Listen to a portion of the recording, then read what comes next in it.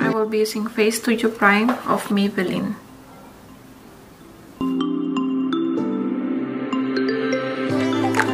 Next, I'm going to put my foundation. I will be using Revlon Photo Ready in the shades of 240.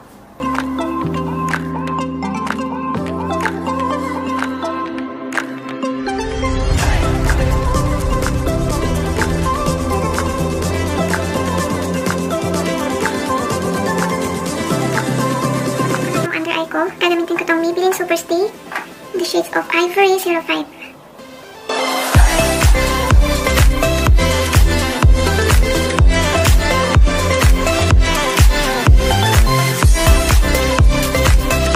My under eye, I will be using Revolution Translucent Setting Powder.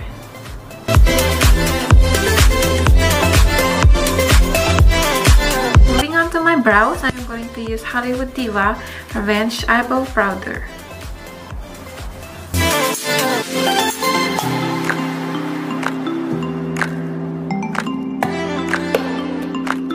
Gamitin ko tong palette ng Focallure.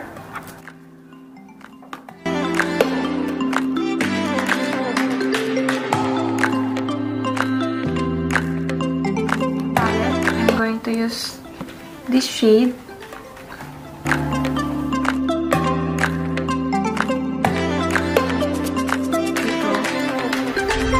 And apply it to my cut crease.